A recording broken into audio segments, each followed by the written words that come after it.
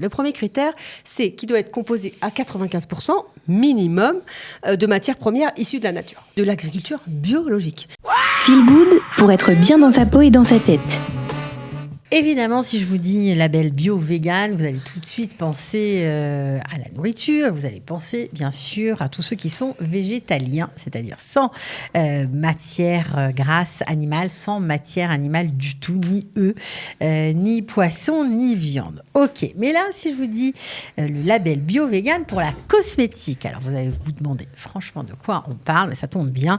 Nous avons une pro en la matière, Carole Carat, bonjour. Bonjour Cathy. Bienvenue, vous avez longtemps travaillé dans la cosmétologie, oui. Voilà, entre autres, et forcément ça vous parle. Est-ce que c'est un gage de qualité, la cosmétique bio ? En tout cas, c'est aujourd'hui une nouvelle, on va dire un nouvel acteur qu'on va voir un peu partout en cosmétique et qu'il faut vraiment, j'ai vraiment envie de clarifier ce que c'est. Parce qu'on a cosmétique bio, cosmétique vegan. On a cosmétique bio, on a cosmétique naturelle, on a cosmétique vegan. Alors les gens, ils sont complètement perdus. Et finalement, plus c'est ça, plus le prix il augmente. Et on ne comprend pas pourquoi. Il y en a qui font brancher, d'autres qui font un peu, allez, toi tu fais que du bio, mais tu n'es plus à la mode.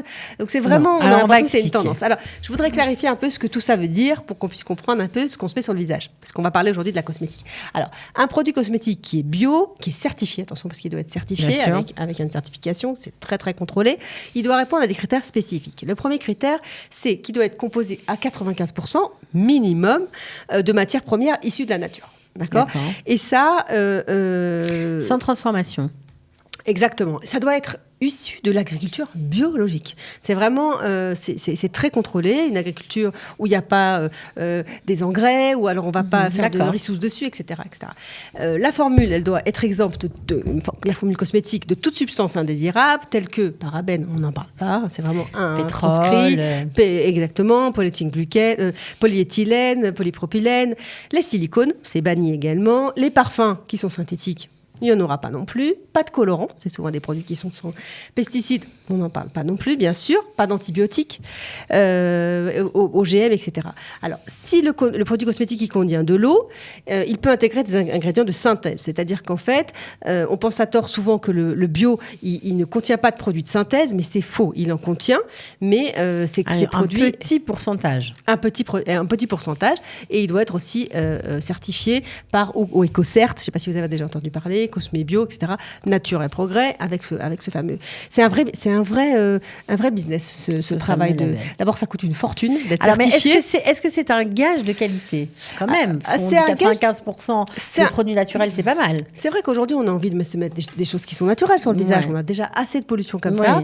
Et effectivement, c'est un gage de qualité. C'est souvent des produits qui sont plus chers et qui sont de qualité, et qui sont recherchés. Et c'est pour ça qu'il y en a de plus en plus. Et le marché du bio, chaque année, je ne parle pas au niveau alimentaire, mais au niveau cosmétique, quand on regarde les chiffres, plus 20, plus 20. C'est énorme. Quelle est la différence entre la cosmétique bio et la cosmétique végane? Parce que ça aussi, ça existe et ça interpelle. Alors, la cosmétique végane, c'est l'extrême, ok? C'est très branché aux États-Unis. C'est une cosmétique sans ingrédients d'origine animale, mais pas du tout.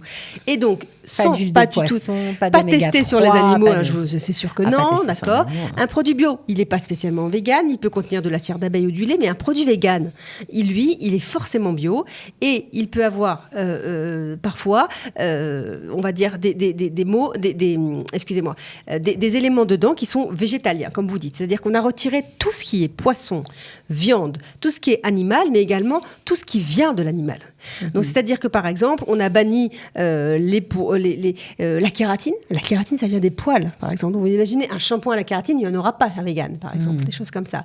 Ils bannissent le cuir, ils bannissent la laine. Il va y avoir, même dans les matériaux utilisés, les magasins qui sont véganes, mais vraiment, on se retrouve comme... vraiment, c'est du bois, du papier. Ah, voilà, exactement. Vraiment, c'est très revenir aux sources. Et c'est plus qu'une simple tendance. Moi, au début, je pensais que vraiment, le véganisme, ça allait être une tendance, mais c'est quelque chose qui commence, c'est un vrai mode de vie qui est fondé, en fait, sur des valeurs qui sont fortes et qui est cette logique. Et ça marque, en fait, un tournant aussi dans la cosmétique, puisqu'il y a de plus en plus de cosmétiques véganes aujourd'hui. Vous allez faire plaisir aujourd'hui à notre chef végane, Nadia Elif. On la salue, elle intervient de temps en temps sur notre antenne. Je pense que ça va lui faire très plaisir cette émission. Oui, déjà, vraiment, au niveau alimentaire aussi, c'est très recommandé de manger vegan. Effectivement, c'est très sain. Oui, ça va avec. Ça va très bien, exactement. Bon, moi, aujourd'hui, je vous parle surtout de la cosmétique. Donc, mais c'est vrai que c'est quelque chose qui est en vogue aux États-Unis, qui arrive aussi en Israël, parce qu'il y a énormément de demandes. Et c'est des produits qui sont plutôt chers, puisqu'également, là, c'est en développement, c'est des produits qui coûtent cher et qui vont demander des certifications qui coûtent également très cher. Et il n'y a aucun c'est signe. C'est ça, c'est important de préciser. C'est important parce que c'est pas du pipeau, quoi. Ce prix cher, il se justifie. Il est exactement. Il se justifie. Au début, au début, c'était un peu pour être cruelty free, c'est-à-dire on n'est pas cruel ni avec les animaux ni avec tout ça. Et finalement, de plus en plus, ça en devient quelque chose de sain. On vit sainement. On a envie de faire attention à soi et on prend soin de soi et on passe dans la cosmétique végane et voilà. Et il y a plein d'enseignes maintenant qui s'y mettent. Si vous rentrez dans The Body Shop, vous allez voir qu'il y a énormément, il y a des marques entières maintenant de gamme végane. Il faut avoir l'œil. On peut rentrer dans des enseignes israéliennes et trouver. Exactement. Vous allez voir des masques capillaires, des produits visage. Et c'est vrai que ça nous fait plaisir de faire attention à soi, en fait, de ne pas mettre n'importe quoi sur le visage. Parce que c'est vrai que quand on applique quelque chose sur le visage, on l'applique, on le boit, ça reste en nous et c'est important de faire attention à soi. Voilà. En tout cas, merci beaucoup de nous avoir parlé de la cosmétique bio et végane. On se retrouve la semaine prochaine. Avec plaisir. Ciao. Au revoir. Feel Good pour être bien dans sa peau et dans sa tête.